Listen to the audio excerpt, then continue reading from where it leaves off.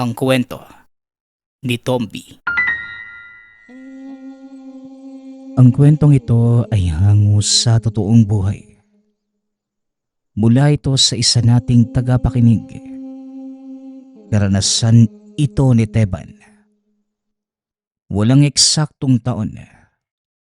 Probinsya ng Aklan.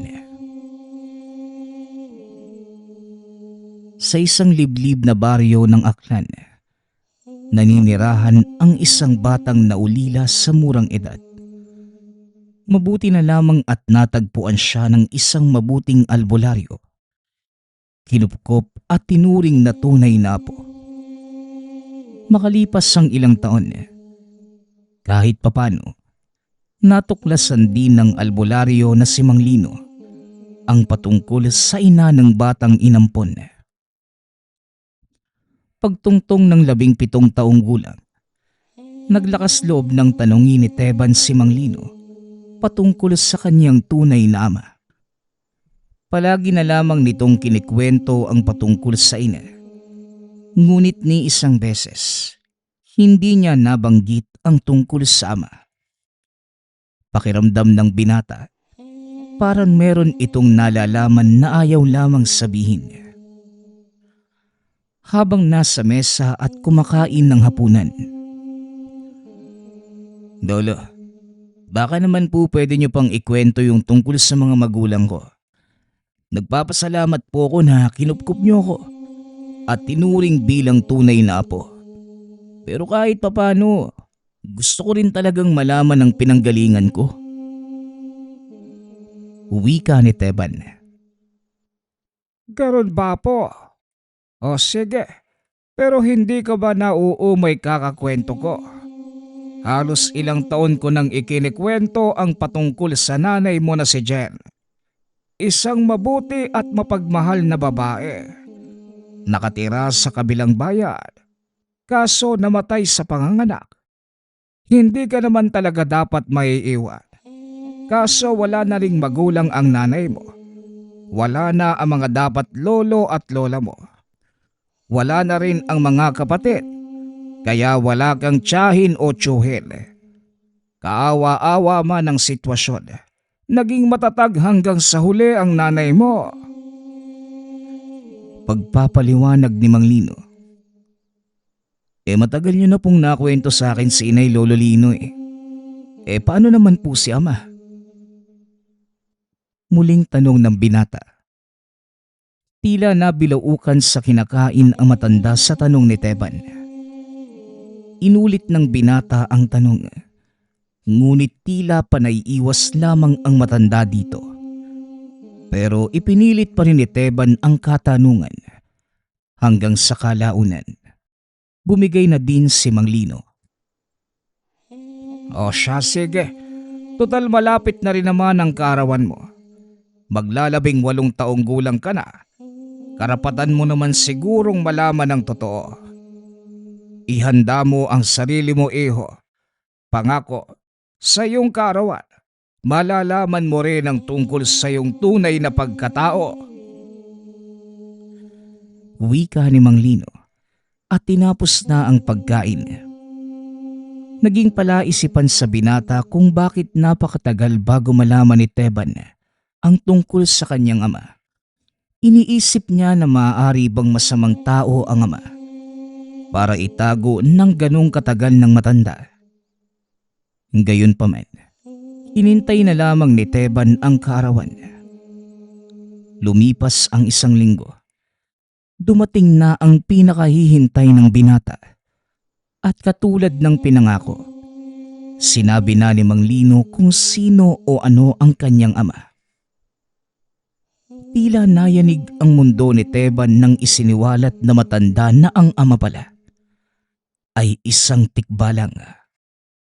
Hindi naman pala biro ang matanda, kaya hindi niya alam kung ano ang mararamdaman. Sigurado po ba kayo? Baka naman nagbibiro lang po yung impormante nyo. Wika ni Teban. Hindi, apo.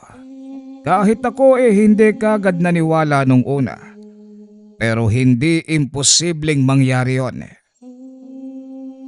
Tugon ni Mang Lino.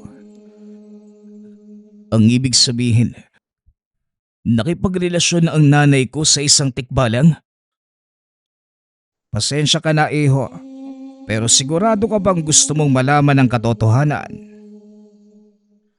Seryosong tanong ni Mang Lino habang nakatitig sa mga mata ng binata. Tumango naman si Teban. Napabuntong hininga ang matanda. Hinalay siya ng nilalang, iho.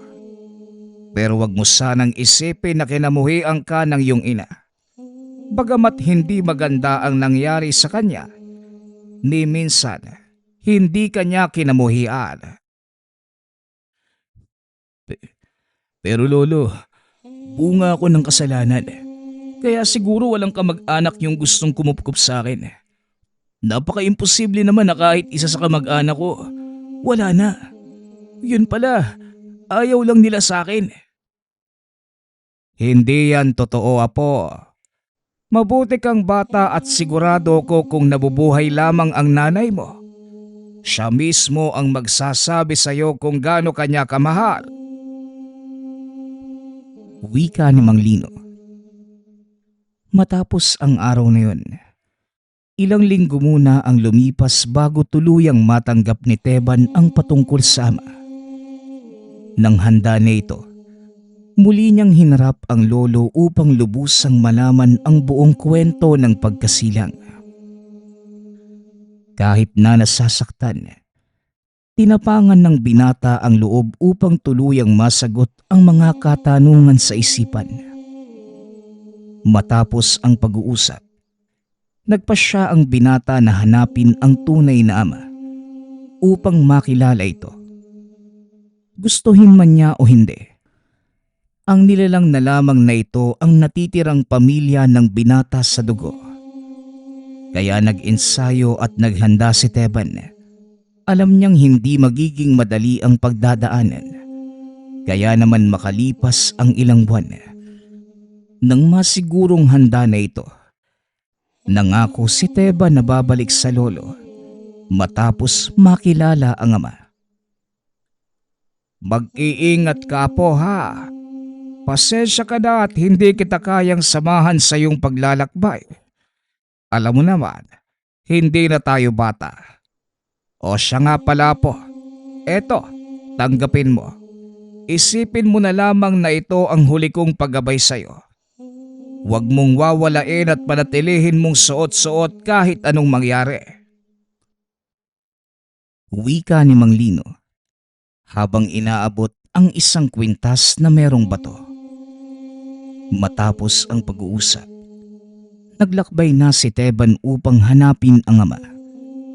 Umakyat ito sa masukal na kabundukan, sa madilim na gubat, at tumawid sa napakalaki at nagraragasang ilog.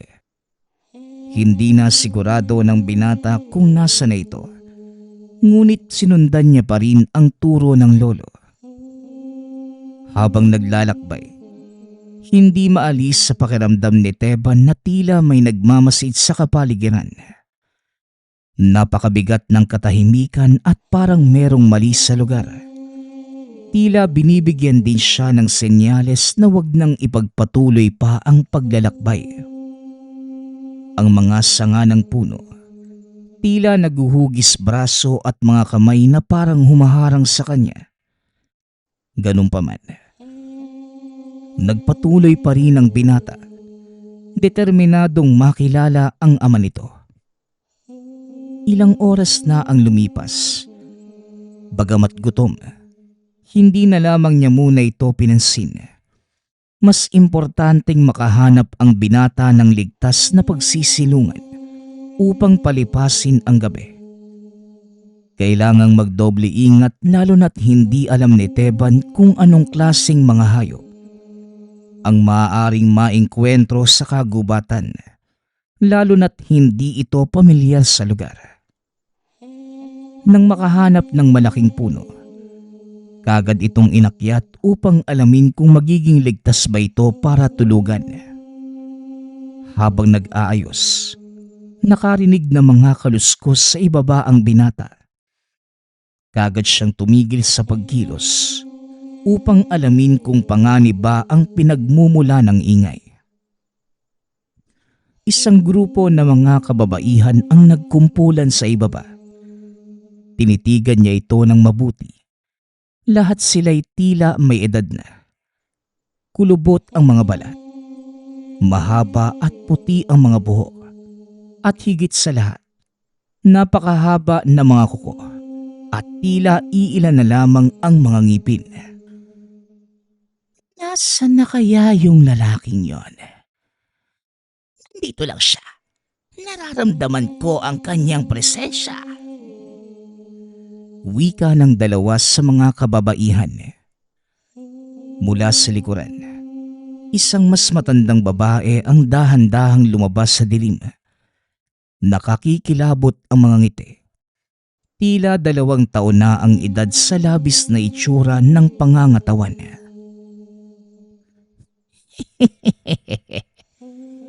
Huwag na kayong mag-alala mga kapatid.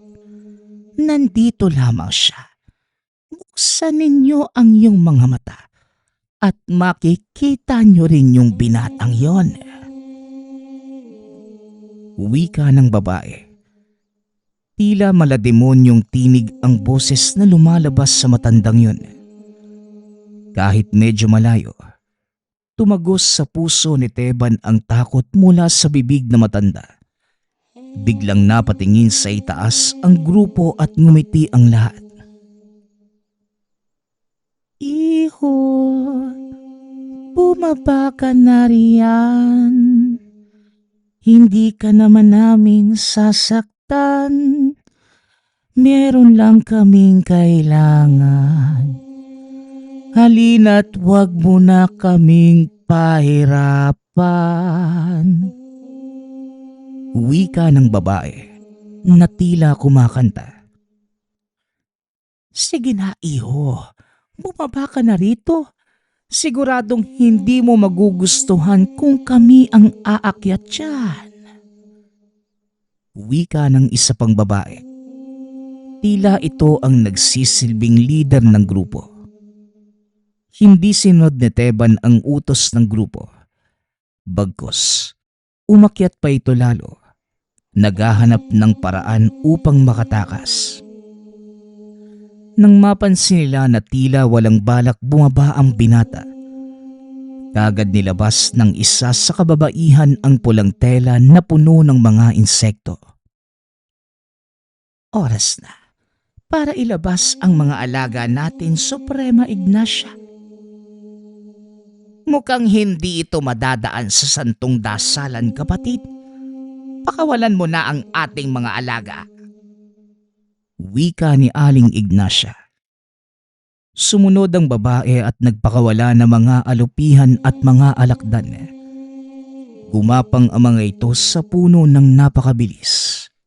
At dito napagtanto ni Teban na grupo ng sinaunang mga mambabarang pala ang tumarget sa kanya. At dahil hindi makaalis at walang ibang patutunguhan, kagad nilabas ni Teban ang itak at sabay hampas sa mga gumagapang na peste. Dahil sa talim ng itak, kumikislap ito sa tulong ng buwan. Bawat pagtaga ay tumatama at nag-iiwan ng durog na insekto sa lupa. Bagamat pumapalag, dahil sa dami ng peste, hindi rin naiwasang makagat paminsan-minsan ang binata. Hanggang sa unti-unti, nakaramdam din ng pagod ang binata. Habang lumalaban, hindi niya namalayan na dahan-dahan na palang lumiliit ang punong tinutungtungan nito. Meron palang mga insekto sa baba na unti-unting kinakain ang ugat ng puno. Alam mo, iho, kaya kong patigilin ang lahat ng ito. Kailangan lang naman namin ang mutsyang hawak mo at papakawalan ka rin namin. Wika ni Aling Ignacia. At dahil sa sinabi na matanda, Lalong hinigpitan ni Teban ang pagkakahawak sa mutya. Kagad namang nandilim ang itsura ni Aling Ignacia sa ginawa ng binata. Tinaas na matanda ang braso ng isa sa kasama nito. Pinunit ang balat at tila may binalot na tuyong damo. Hindi na nasubaybayan pa ni Teban kung paano naging latigo ang hawak. Nagsambit ng orasyon ng matanda at kagad inihampas ito sa direksyon ni Teban. Tumagos ang sugat na natamo ng binata. Napasigaw pa ito sa sakit at halos makita na ang butos sa balikat kung saan tumama ang latigo.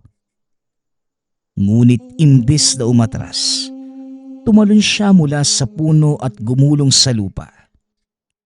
Napakabilis ng binata at kagad sinaksak ang dalang itak. Tumama ito sa tiyan ng isa sa mga mambabarang. Ni hindi na nakailag pa ang babae. Tumilapon ang dugo nito at nang sandaling yun, nag-init at nanginig ang mutya sa dibdib ni Teban. Unti-unting nakakadinig ng bulong na naglalantad na hindi lahat ng kasama ay tao. Sa 15 na kababaihan, tanging 7 lamang ang talagang naroroon. Gawa sa insekto ang mga lamang loob ng iba. May mga mata ngunit purong itim ang mga ito. Kagad namang pinaslang ni Teban ang grupo. Galit na galit ang 3 natirang mambabarang. Naghawak na mga kamay ang 3. Sabay-sabay na nagsambit ng orasyon. Sa gitna ng 3, sumabog ang itim na usok at bigla silang naglaho. Itinaas pa ni Teban ang mga kamay upang pagpagin ang usok at takpan ng muka. Ngunit kagad itong napatakbo nang makitang libo-libong bubuyog ang lumabas mula sa usok. Napakabilis na mga insekto at sa bawat madaanan nito, biglang lumiliyap. Tila may dalang apoy ang bawat bubuyog. Mabuti na lamang at naalala ni Teban ang ilog na nadaanan kanina. Kagad niya itong nakita. Tumalon sa tubig. Kagad nagsimatay ang mga insekto sa lakas ng agos at kalaunan. Nakaahon na si Teban sa tubig. Gutom, nilalamig, at naghahabol ng hininga. Ganun pa man ay nagpapasalamat ang binata dahil buhay pa ito. Kagad tumayo si Teban. Alam niyang wala siyang panahon para magpahinga. Lalo na't meron pang 3 mambabarang nagagawin ang lahat. Makuha lamang ang mutya sa kanya.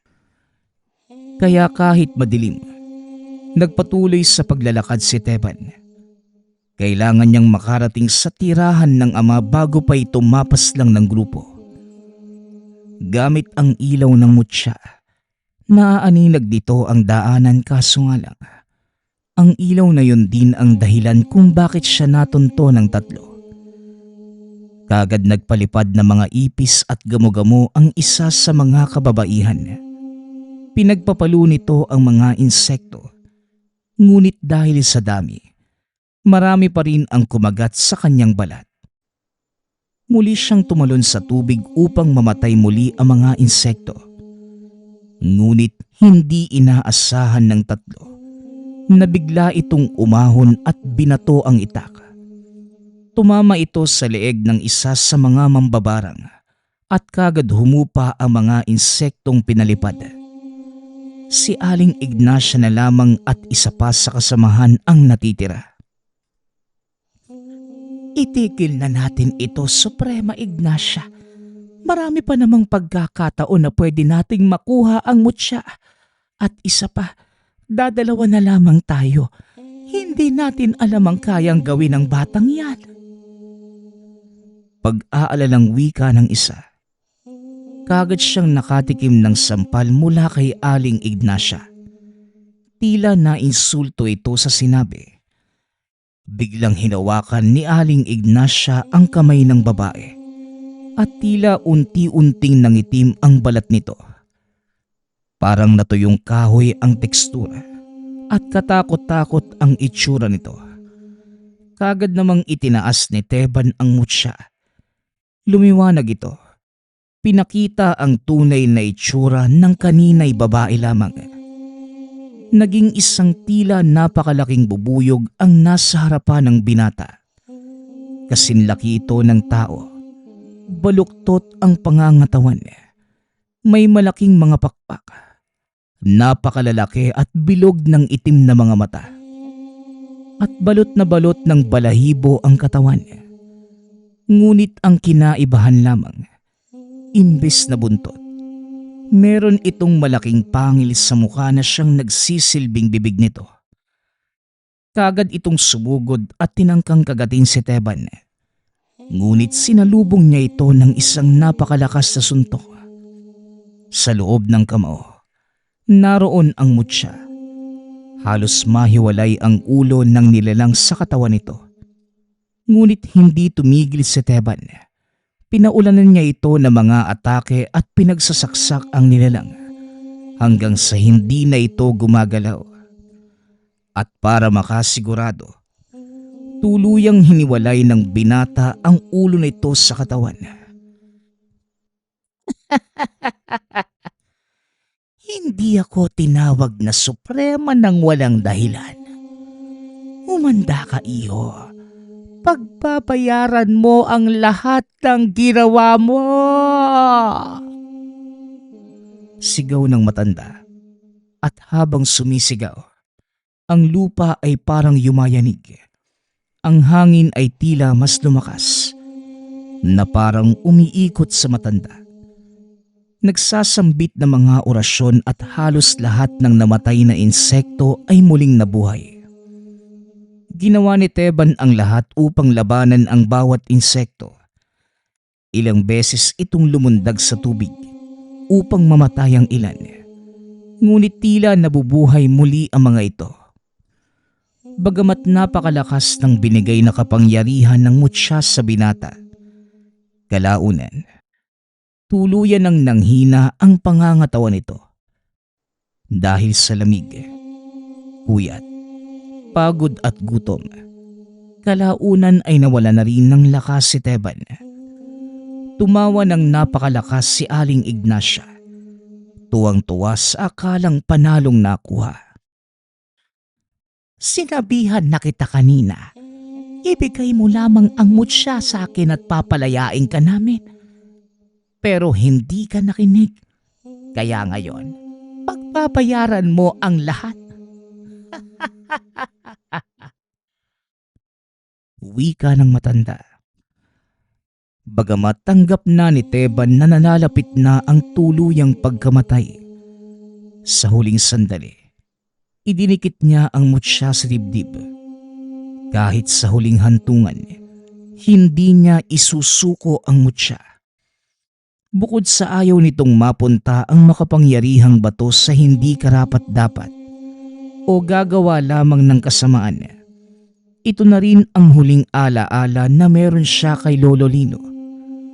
Bagamat hindi ama sa dugo, ama naman ito sa puso. Hanggang sa muling umilaw ang mutya, ngunit hindi na katulad kanina na puti ang ilaw. Ngayon ay malaginto ang liwanag nito. Mula sa malayo, dumagundong ang yabag. Dahan-dahang gumuho ang lupa mula sa kabundukan. Ang mga puno ay humahawi na tila natatakpan o merong pinapadaan. Mula sa tuktok ng kabundukan, bumaba ang isang tikbalang, ang kanyang ama. Napakatangkad, napakalaki, isang kalahating tao at kalahating kabayo. Malaginto ang buhok na lumilipad kasabay ng hangin. Nanlilisik ang mga mata. Tila galit na galit sa ginawa sa anak. Nagbago ang timpla ng matanda. Parang nanginig ang tuhod. Nagkaroon ng bahid ng takot sa mukha. Ganun pa man, nagpakawala pa rin ito ng mga orasyon at lahat ng insektong kayang palabasin. Nilakasan din ito ang hangin, ngunit hindi tumatalab. Patuloy pa rin sa pagyabag ang nilalang. Dahil sa tibay ng balat, kahit napapalibutan na ito ng insekto ay parang wala lamang sa kanya lahat. Sa tibay ng katawan, kahit na hangin na kayang magpatumba ng puno ng nara, hindi tumalab sa nilalang na ito. Sinubukang tumakbo papalayo ni Aling Ignacia habang nagpapakawala pa rin ng mga insekto. Kaso nga lang, may hangganan ang lahat. Kalaunan ay naubos din ang mga alaga nitong itinago sa katawan. At dahil sa katandaan, hindi na nito kinaya pang tumakbo. Kalaunan, naabutan din siya ng amang tikbalang. Isang hampas lamang ng kanyang paa. Kagad nadurog ang katawan ng pinuno ng mambabarang. Ngunit bago ito namatay, itinuro nito si Teban. Nagsambit pa ng mga orasyon bago sabihin, "Ang dugong tikbalang ang magiging sumpa mo." Hindi na naituloy pa na matanda ang sasabihin. Tuluyan ng dinurog ng amang tikbalang ang ulo ng matanda. Ngayon, kaharap na ni Teban ang ama. Hindi na nito alam kung saan sisimulan ang mga katanungan.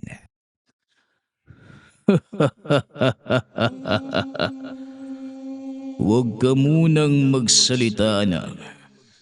Alam ko kung bakit ka naririto. Sa ngayon, kailangan mo munang magpahinga.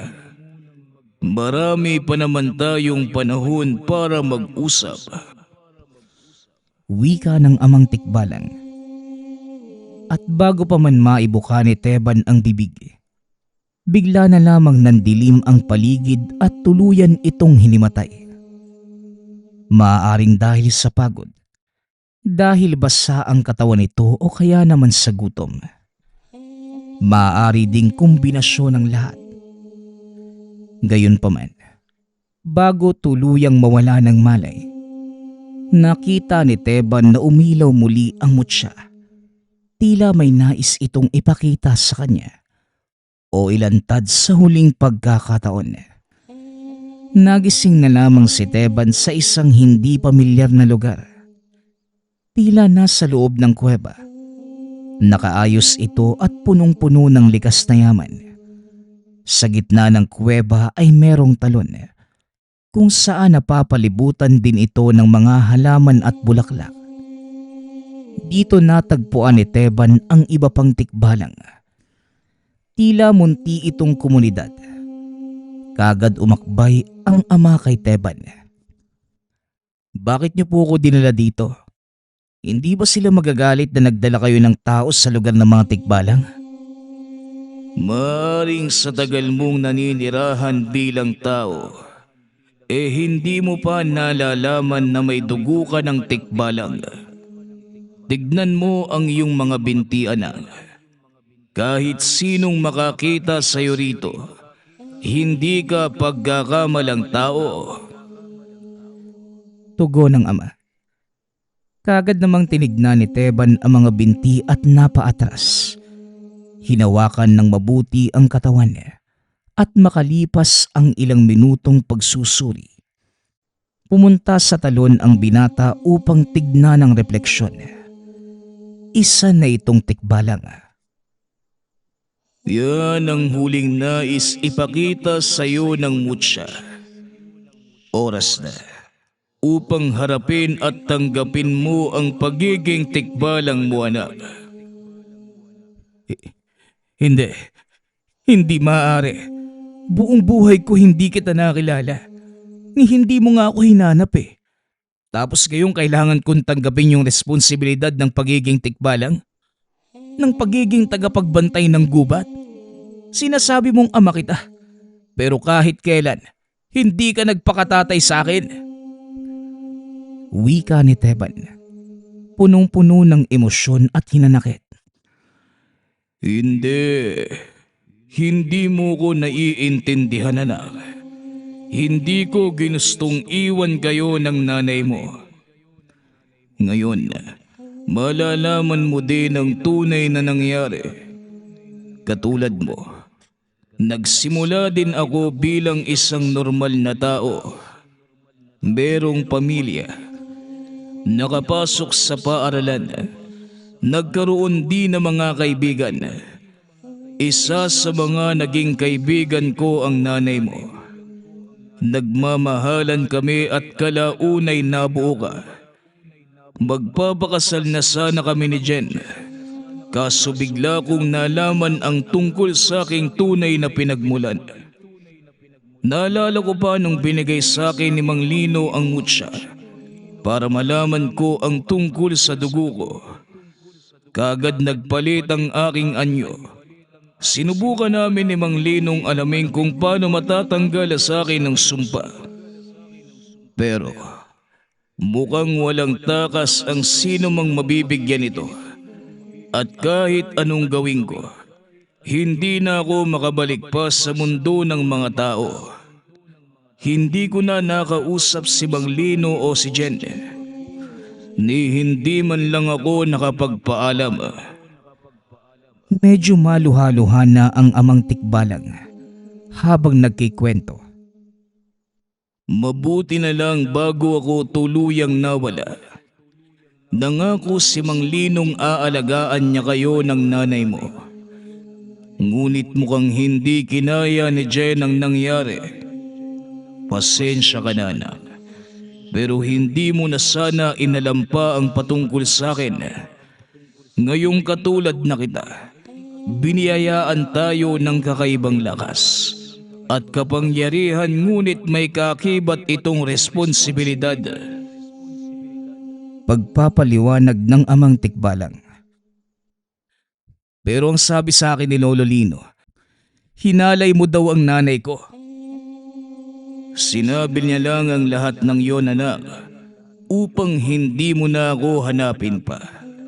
Pero mukhang determinado kang makilala ako.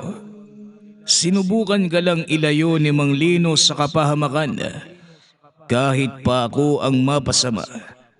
Ang gusto lang naming dalawa ay maproteksyonan ka. Maproteksyonan? Pero nung pinagtutulungan ako ng mga mambabarang kanina, hindi mo man lang ako tinulungan. Alam ko ang kakayanan mo. Sigurado kung hindi ka mamamatay sa mga una mong laban. Pero taimtim akong nagdarasal na sana tumigil ka na at maisipan mong bumalik na lamang para hindi ka sana matulad sa akin. Patuloy pa rin sa pagpapaliwanag ang amang tikbalang. Hindi naman kagad nakapagsalita si Teban. Tila inuunawa ang lahat ng mga nangyayari. Hanggang ngayon, hindi ka pa rin makabalik sa mundo ng mga tao? Tanong ni Teban. Malungkot man, tumango ang ama. Ang ibig sabihin, alam ni Lolo Lino na hindi na kami magkikita pang muli. Pero hinayaan niya para lang makasama kita na tunay kong tatay. Halos mapaluha na lamang si Teban sa revelasyon na kayang isakripisyo ni Mang Lino kahit ang samahan nilang dalawa para lamang matupad ang hiling niya na makilala ang ama.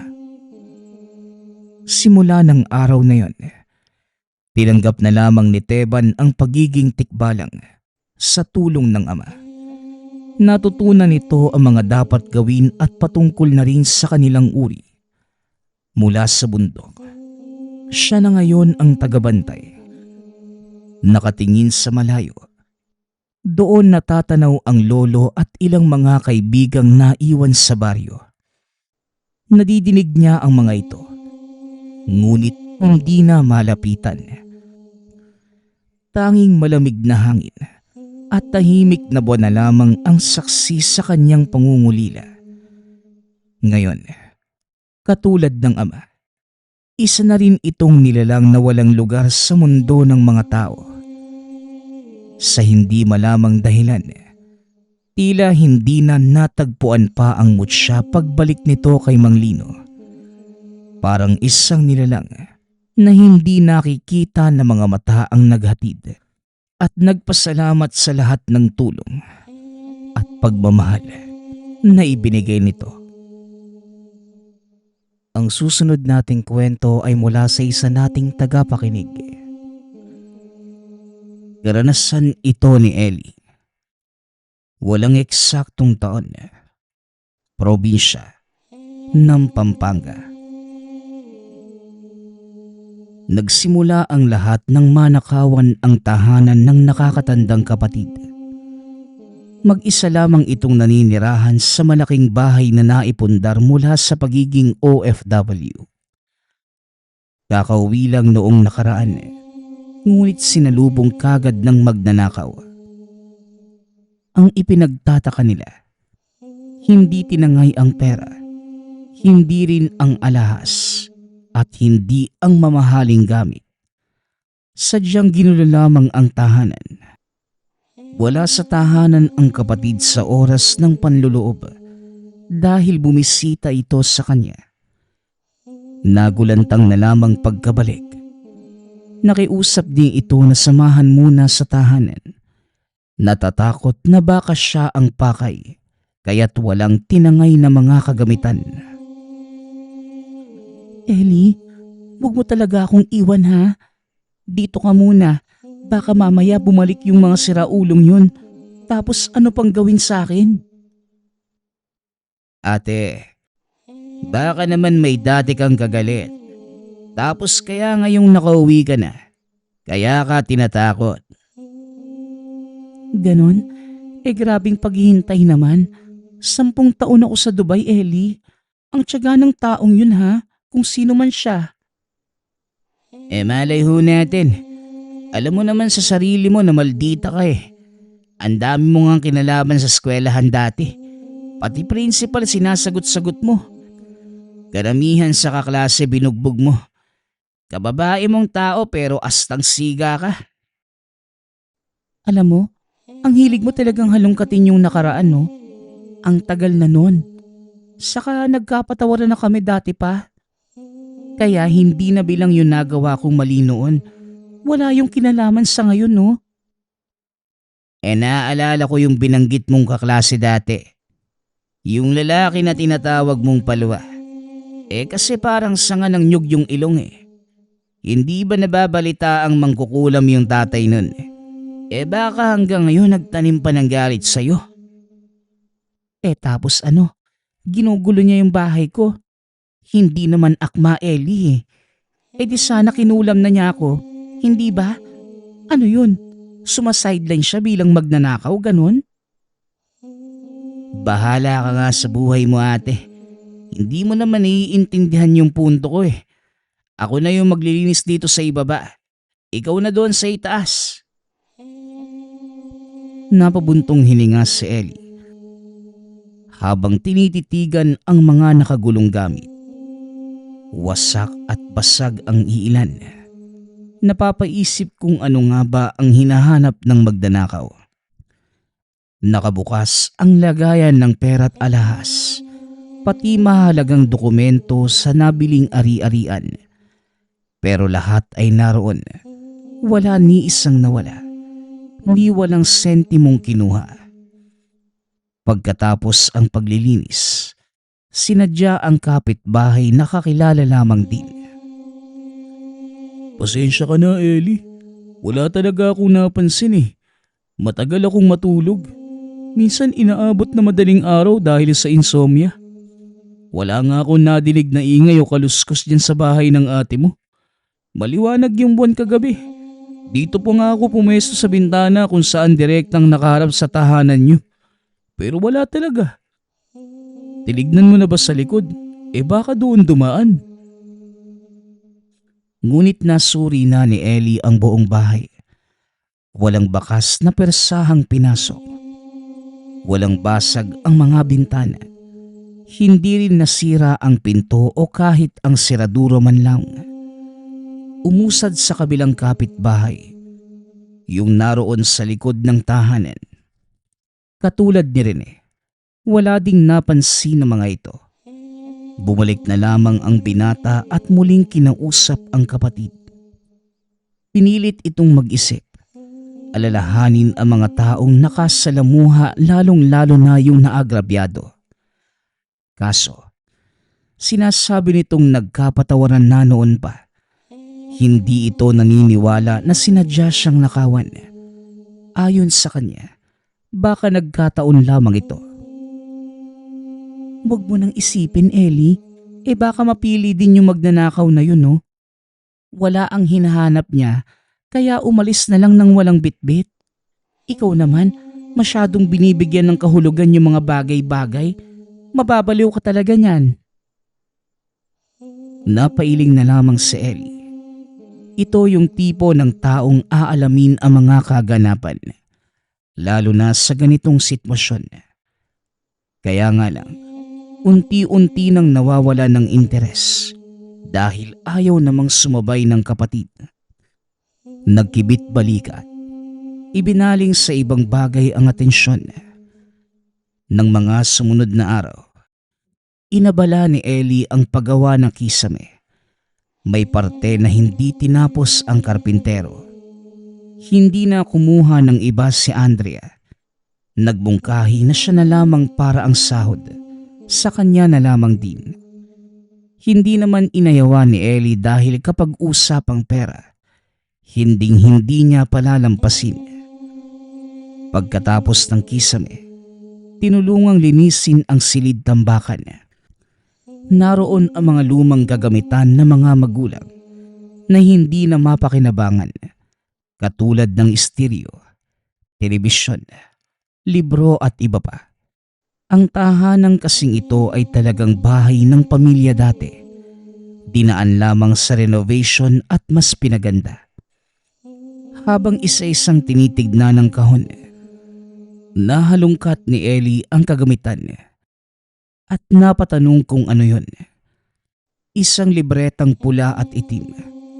Selyado ang pula, ang itim ay hindi.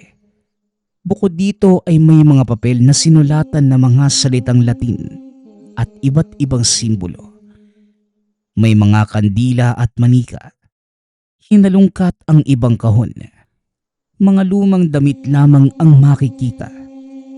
Ito lang ang kahon na nakapagtataka ang laman. Dali-daling tinawag ang kapatid para magtanong. Ate, ni minsan ba nakita mong gumamit sina nanay at tatay ng ganitong bagay? Nakuha ko ito sa silid tambakan eh. Tinitignan ko kung may mapapakinabangan. Tapos ito ang bumungad. Teka, pangkulam ba yan? Bakit meron tayo niyan? Hindi naman mangkukulam mga magulang natin ha. Yun na nga ate. Paano nagkaroon ng ganitong gamit? Wala namang mangkukulam sa pamilya natin. Naabutan natin sina lolo at lola. Mabubuting tao naman ang mga yon. Bisyoso pero hindi mangkukulam. Hindi ko rin alam. Wala namang gumagalaw sa mga gamit. Inayos ko yung bahay pero hindi pinakailaman ang nasa silid tambakan. Hala, baka yung nanloob ang naglagay niyan. Baka gusto niya tayong guluhin. Naku po. Ano ka mo? Ang lakas naman ng trip niya. Mas baliw ka pala kaysa sa akin eh. Oo nga no. Ayun, walang kinuhang gamit kasi yung magnanakaw yung naglagay ng gamit. Tayo pa yung pagmumukhaing masama nito eh. Ellie, itapon mo na yan bago pa may makaalam. Mamaya isipin nilang mangkukulam tayo. Kilala mo naman yung mga tao rito eh. Hindi mapipigilan yung bibig. Wag ate. Itabi natin dahil sigurado ako. May dahilan kung bakit ito nandito. Kung ang nanloob noong nakaraan yung naglagay nito, may posibilidad na babalik yun. Hintayin natin na magpakita. Sigurado ka ba? Baka mamaya mapahamak tayo ha? Sinunod ni Ellie ang naisip na plano. Tinago nito ang gamit. Nagtanong-tanong na rin siya sa kakilalang albularyo tungkol sa ganitong bagay.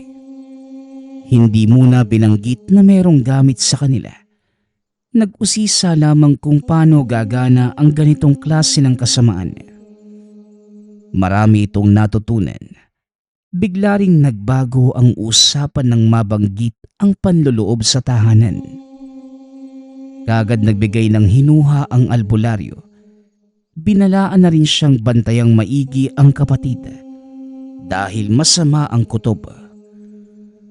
Total pinag-uusapan na lamang din naman natin ang kulam. Tapos kamakailan lamang ay may nanloob sa tahanan ng iyong kapatid.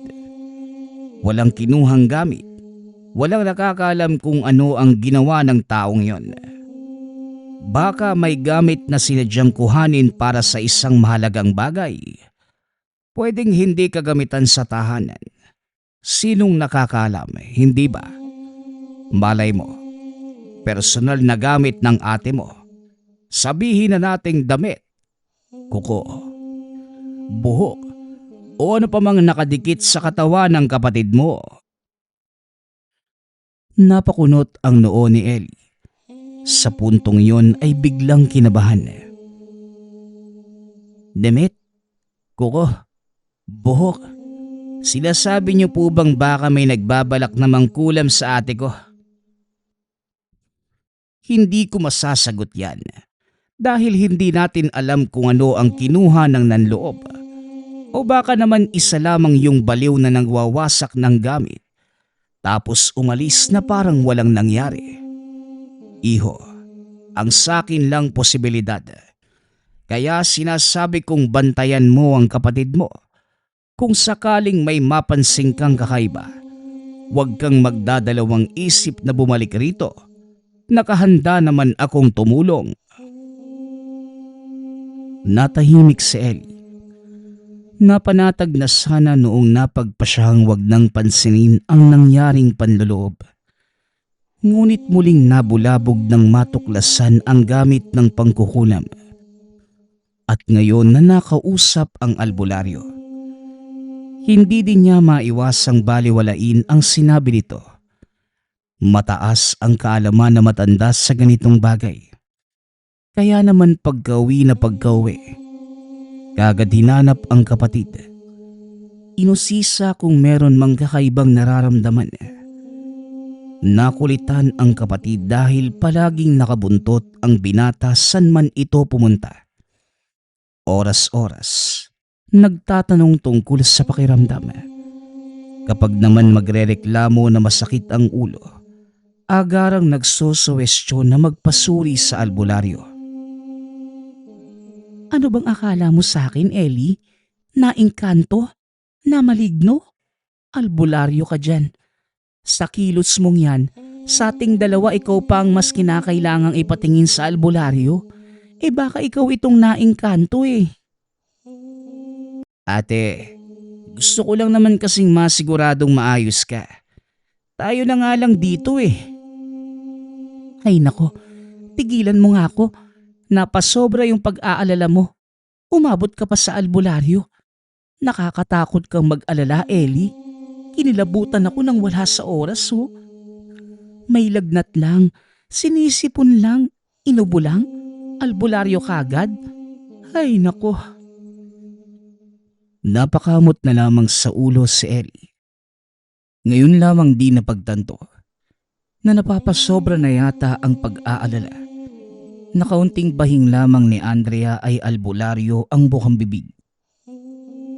Dahil dito, tinuruan ang sariling kumalma at huwag mag-isip ng kung ano-ano. Sa paglipas ng mga araw, walang nangyari. Nakalimutan na rin ni Ellie ang tungkol doon dahil sa dami ng inaasikaso. Habang si Andrea naman, naging abala sa tinatayong tindahan. Habang nakatutok sa kani-kanilang pinagkakabalahan, hindi na pagtuunan ng pansin ang senyales ng kulam. Unti-unting bumagsak ang kalusugan ni Andrea. Makailang beses nagpasuri sa doktor. Labas-pasok sa ospital. Inubos sa mamahaling gamot ang pera. Ayon sa pagsusuri, Kanser sa baga ang kondisyon. Nagkasisihan pa ang magkapatid. Nakiusap si Andrea na manatili muna si Ellie para may katuwang sa tindahan. Ang binata naman nawala sa pagtitinda ang hilig na masukan bilang factory worker sa ibang bayan. Malaki ang tindahan ng kapatid na hanggang gabi ang bentahan dahil nasa lungsod ito kung saan maraming tao. May naglalakihang gusali sa paligid, parke at mga establishmentong sa gabi nagbubukas. Ang mga trabahador ay sa tindahan bumibili. Nasasayangan sa kikitain kaya tiniis ang antok, pagod at puyat. Sa dami mong pera ate, hindi mo man lang naisip na kumuha ng katulong. Inako mo lahat eh. Tignan mo yung nangyari. Ikaw rin ate, hindi ka nagsabi kaagad. May komplikasyon ka na pala sa baga. Dati pa pero wala ka man lang binanggit. Kaya nga hindi na ako pinabalik ng amo ko sa Dubai dahil sa kondisyon kong ito. Ikaw naman kasi, ang sabi kong sa tindahan ka nalang mamasukan, nag-iinarte ka. Sasahura naman kita ng tama eh. Esus, wala ka talaga sa hulog. Sa sobrang paghahabol mo sa pera, pinabayaan mo na yung sarili mo. Ate naman, sana naman lang naisip mong magpahinga. Puro ka trabaho. Ano nang nangyari ngayon? Ipinatawag kita para bantayan ako dahil nangihina ako, hindi para sermonan ha. Hindi ako mamamatay sa sakit ko, kundi sa dakdak mo eh. Natahimik si Ellie, hindi na lamang kumibo. Sa paglipas ng mga araw, lalong lumala ang kalagayan ni Andrea. Hirap na sa pagbangon dahil sa matinding pananakit ng buto. Dagdag pa na biglang kakapusin ng hininga at tuloy-tuloy ang pag-ubo. Butot balat na dahil lugaw na lamang ang kayang kainin. Hirap na din itong makatulog. Muling pinakonsulta ni Ellie ang kapatid. Ngunit wala nang nagawa ang siyensya para isalba ang kondisyon. Muling nagbigay ng reseta. Ngunit hindi nangangahulog ang gagaling. Kumbaga, pampahaba lamang ito ng buhay. Masinsinang nag-usap ang magkapatid. Tinanggap na lamang din ni Andrea ang kahihinatnan ng lahat kung sakali. Habang si Ellie sa isang banda, hinanda na ang sarili sa posibilidad. Hindi nagtagal. Lumala lang ng lumala ang kondisyon. Hindi na kumakain, ni hindi na umiinom ng tubig. Hindi na din makapagsalita. Nakatulala na lamang. Hanggang sunod na napansin, wala na itong buhay. Lumipat ng tahanan ng kapatid si Ellie. Hiling nito bago mamaalam. Habang naglilinis, muling napansin ang kahon na pinagtaguan ng kagamitan sa kulam.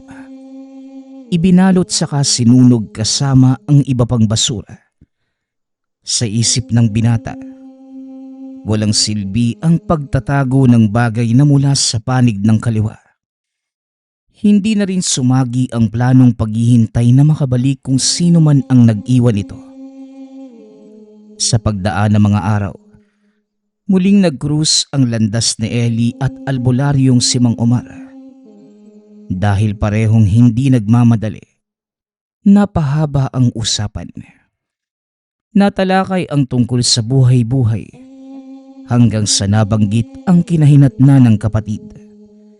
Dito lamang di naalala ng binata ang sinabi ng albularyo tungkol sa kulam. Naku, mahigpit ang billing ko sa iyo noon na bantayan ng kapatid mo. Bakit hindi mo ko naisip na mga panahong naghihirap ang ate mo? May nagawa sana tayo. Napakamot naman sa ulo si Ellie. Nagsisisi kung bakit nga ba hindi sumagi ang matanda sa mga oras na yun. Nakalimutan ko manong. Mahabang panahon na rin ang lumipas, wala namang nangyari. May findings naman po ang doktor. Cancer sa baga. Alam naman natin na kapag cancer wala na talagang pag-asa eh. Tapos si ate, may komplikasyon na pala dati pa. Hindi lang nagsasabi. Lumala noong napasubsob ang trabaho sa tindahan. Kayo po ba, sa ganoong sitwasyon, may magagawa ba ang isang albularyong katulad ninyo? Sa maraming paraan, oo. Lalo na kung sanhi ng pagdurusa ay may kinalaman sa kaliwa. Kung tama ang hinala ko noong nagkwento ka tungkol sa nangyayaring panloloob, pwede pa sanang masalba ang buhay ng ate mo. Kasi ang kulam pwedeng kontrahin, pwedeng talunin at pwedeng ibalik sa mangkukulam. Mang Umar, may hindi ako nasabi tungkol sa isang bagay. Noong naglilinis kami sa tambakan, may nahanap akong gamit para sa kulam. Mga kandila, manika, karayom at libreta. Hindi namin alam kung kanino yon. Bigla na lamang napunta sa bahay. Napakunot ang noo ni Mang Umar. Nasabi pa na baka gamit ng mga magulang o sino man sa pamilya. Mariin ang pag-iling ni Ellie. Pinaglaban na wala sa pamilya ang may alam sa ganitong larangan.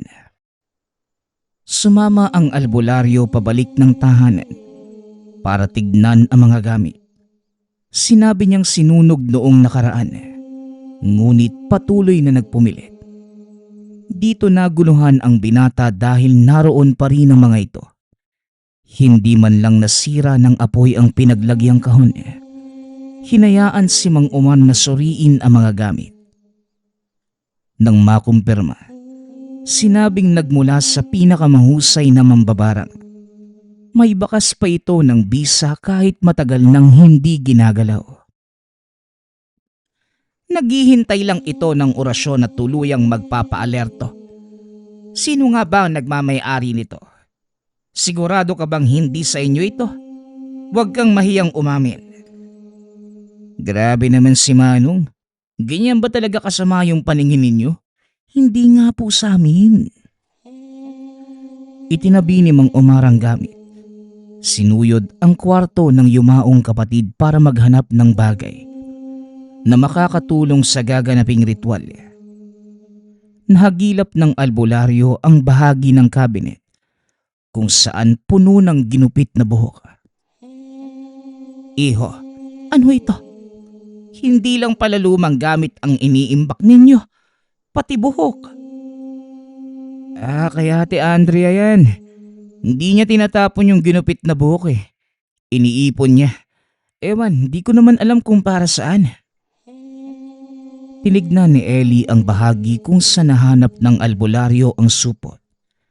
Hindi ito ginalaw ngunit maraming nahuhulog na hibla sa sahig ng cabinet. Kagad kumuha ng walis ngunit pinigilan. Parang aksidente nating nasagot ang tungkol sa panloloob. Hibla ng buhok ang pakay ng taong yon. Para makumpirma, gagamitin natin ang buhok na ito sa gagawing ritual. Hinayaan ni Ellie ang matanda. Sa isip-isip ng binata, walang mawawala kung susubukan. Isa pa, wala nang rason para magpigil dahil sumakabilang buhay na rin naman ang kapatid. Sumama ito sa tahanan ni Mang Umar. Naging saksi sa gagawing ritual. Nagbuhos ng apog sa palangganang may sagradong tubig. Pinalutang ang hibla ng buhok. Nagsindi ng kandila. Sa kadahan-dahang pinatak sa tubig. Hindi nagtagal. Nabuo ang hubog ng isang babae. Muling sinambitan ng orasyon at dinama ng albularyo ang nilalabas na enerhiya. Babae, matanda, may ideya ka ba kung sino ito? Wala po ako maiisip eh. Pero ang dahilan ng kondisyon ni ate, kulam po ba? Oo, walang duda. Ang kumulam ay itong matandang babae. Alalahanin mo kung sino ang taong ito para mapagbayad natin. Umuwi si Ellie dala ang isiping yun. Hinalungkat ang mga gamit ng yumaong kapatid. Naghanap ng tungkol sa matandang babae, ngunit walang makitang magtuturo dito. Nagtanong-tanong sa mga kapitbahay. Kay Rene na lumapit dahil magkaharap lamang ang tahanan. Nang alalahanin ang mga sandali, nakumpirma na may matanda na palaging dumaraan. Hihinto ito sa katititig sa bahay. Hindi nga lang namukaan dahil may suot na belo sa ulo at malaking payong. At sa tuwing lalapitan, nagmamadali sa pag-alis. Ilang ulit din itong dumaan noong nakabalik sa bansa si Andrea. Hindi lang nagpang-abot dahil nakaalis na ang babae bago dumating ang matanda. Nagtataka din si Rene sa presensya nito dahil mabigat sa pakiramdam. Ilang beses na talaga yung dumaraan dito. Hindi ko lang nakwento sa'yo o sa ate mo. Hindi ko kasi maisip kapag nagkakausap tayo eh. Bakit mo ba natatanong? Hinahanap mo rin ba yung matandang yun? Oo Rene, may gusto akong itanong. Ngayon ko lang kasi nalaman na may kaanak si tatay. Baka siya yun. Wala na raw pamilya kaya naisipan kong kupkupin. Hindi na nag-abalang magsabi ng totoo dahil hindi naman importanteng tao si Rene. Nangako ito na kapag nakita ang matanda, sasabihan kagad. Binayaran pa para makasigurado. Bumalik si Ellie sa tahanan ng albularyo. Naabutan itong sinusuri ang gamit pangkulam. Kinumpirma ang enerhiya nito sa nararamdamang kulam sa yumaong si Andrea. Sakto namang nagtutugma. Kaya't malakas ang loob na may kinalaman ang may-ari ng gamit sa sinapit ng dalaga. Ano? May naalala ka na? Kilala mo na ba ang kumulam sa kapatid mo? Hindi ko pa po nakikilala kung sino eh. Pero malapit na po. May inutusan akong tao. Hindi magtatagal mahuhuli natin kung sino yon. Huwag mong iasa sa ibang tao ang usaping ito, iho. Mas mabuti kung ikaw na pamilya ang makakahuli sa taong yon. Malaki ang atraso niya. Pinagdusa at pinatay pa ang kapatid mo. Itong pag-iwan ng gamit. Hindi natin alam kung ano ang pakay niya. Huwag po kayong mag-alala. Sigurado kung tutupad sa usapan si Rene. Siya pa. Laking rebelde yung taong yun na napadpad dito sa lugar para magbagong buhay. O siya, ikaw ang bahala. Basta wag sanang matagalan para mapadali ang pagparusa natin. Hindi naman nabigo si Ellie sa pagtiwala kay Rene. Kagad itong nagtimbre nang makita ang matanda. Hinarangan at kinumpronta. Ang problema, hindi mamukaan dahil sa puntong ito ay may takip. Balot na balot. Nagdadalawang isip sa paglapit ang mga binata. Dahil sa bigat ng ora nito, napaatras nang biglang tumawa at itutok ang payong sa kanila. Nagtulong-tulong pa kayo para hulihin ako. Naku naman, kinakailangan pang pagtulungan ng isang matanda. Mga iho, papipiliin ko kayo. Una, hayaan niyo kong makadaan at hindi ko kayo sasaktan. Pangalawa, kalabanin niyo ako. Pero ang may papangako ko lang, gaganti ako ng kamatayan. Ganun ba? Kagaya ng ginawa mo kay Ate Andrea. Ikaw rin ba ang nag-iwan ng gamit pangkulam sa bahay? Ikaw ba ang nanloob noong araw na yon? Napakarami mo namang tanong, iho. Kalalaki mong tao ang dami mong dada. Sino ba si Andrea? Anong gamit pangkulam? Anong nanloob? Hinarangan niyo lang ba ako para pagbintangan? Napakalakas ng loob ninyo. Huwag mo nang ikaila, Ale.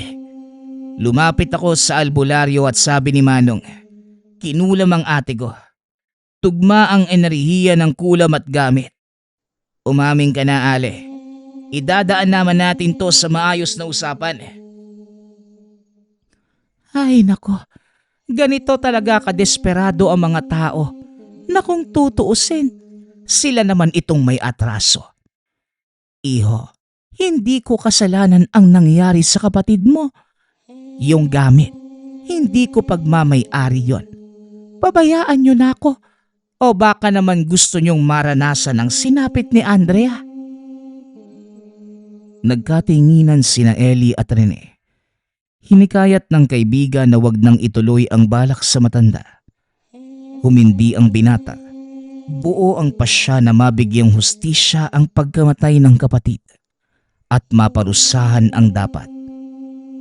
Umakbang si Ellie ngunit laking gulat nang bigkasin lamang ng matanda ang pangalan.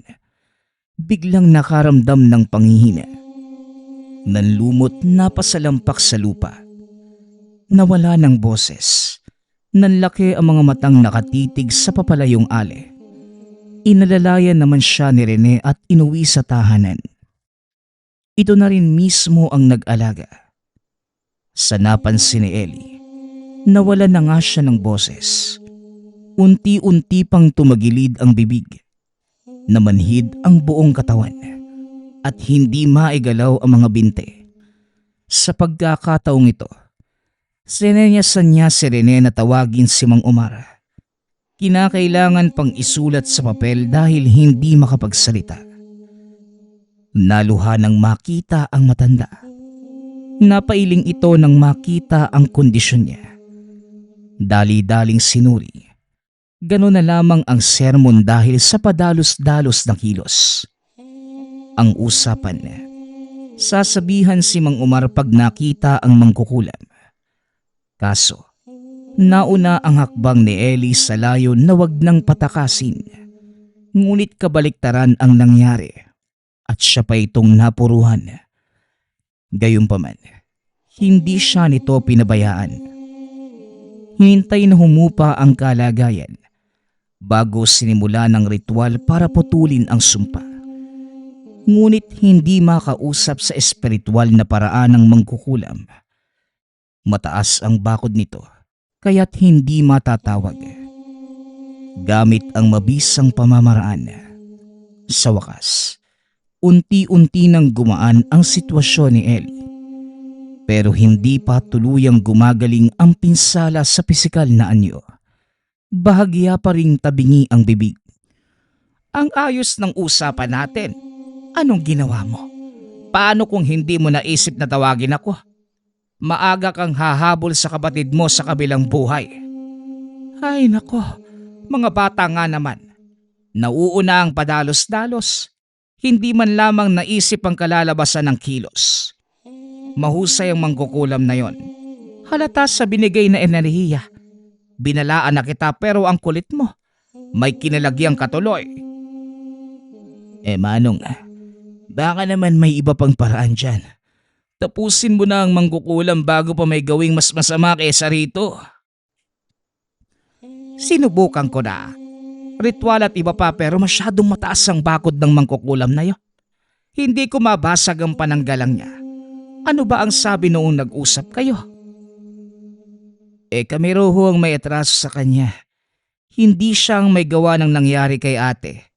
At yung gamit ay hindi rin sa kanya. Napaisip si Mang Omar. Naguguluhan na rin sa nangyayari. Gayunpaman, sinubukang alamin ang katotohanan sa pamamagitan ng isang ritual kung saan gagawing kasangkapan ng gamit para matukoy kung sino ang may-ari. Dahil kinutuban ang albularyo, isinama ang patak ng dugo ni Ellie. Sa kasamaang palad, isang patay na tao ang sinagot ng ritual. Ilang beses pang inulit. Dito nalinaw na ang resulta ng ritual dati ay matandang babae at isa ng yumao. Ang malala, konektado ito sa binata. Matapos ang ilang araw na pag-iisip kung sino ito, wala pa ring sumasagi sa isipan ni Ellie. Panay-iling lamang kapag nagtatanong si Mang Omar. Sa puntong ito, ang albularyo na ang nagtapat. Katotohanang labis niyang ikinagulat. Plinaro ko kung sino ba talaga ang misteryosong matandang babae at ang yumaong sinasabi sa tawas. Iho, ang yumaong nabanggit ay walang iba, kundi ang ate Andrea mo. Hindi ko na alam kung ano ang koneksyon na matanda at kapatid mo. Pero isa lang ang sigurado ako. May mangkukulam sa angkan nyo na kinakailangang ipasa sa kaapu-apuhang babae. Sino man ang hindi susunod, baka karanas ng kalupitan ng kulam. Hindi na ako magtataka kung bakit gano'n ang sinapit ng ate mo. Sa inyong magkakapatid, siya lamang ang babae. Wala ba talagang naikwento ang mga magulang mo tungkol doon? Tulalang umiling si Ellie. Ang totoo, matagal din itong nawalay sa pamilya. Magmula nang tumuntong sa edad na 15.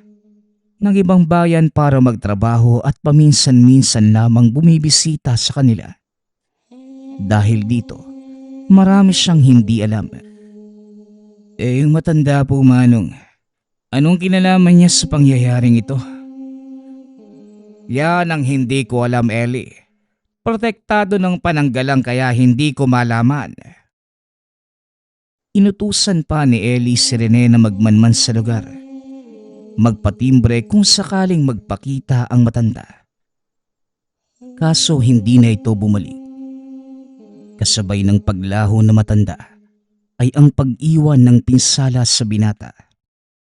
Kahit anong gamot ang ilapat ng albularyo, hindi na bumalik sa ayos ang tabingi na bibig. Nang idulog sa doktor, hiningian ng malaking halaga para sa operasyon. Bagay na hindi na itinuloy dahil kulang sa pera. Bukod dito, nanatiling palaisipan kung sino ang matandang babae at kung ano ang koneksyon nito sa pangyayari. Isa pang tanong na gumugulo kay Ellie, magpasa hanggang ngayon. Sino sa ang kanila ang mangkukulam at orihinal na may-ari ng natagpuang gamit? Posible ba kaya nakaanak nila ang matanda?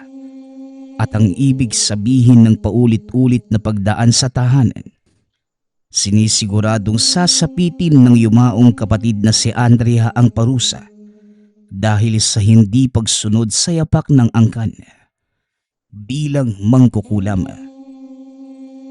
Nagpapasalamat nga pala ako sa lahat ng sumusuporta sa ating channel. Nawa ay patuloy niyong suportahan at pakinggan ang ating mga kwento. Hanggang sa muling pakikinig. Paalam.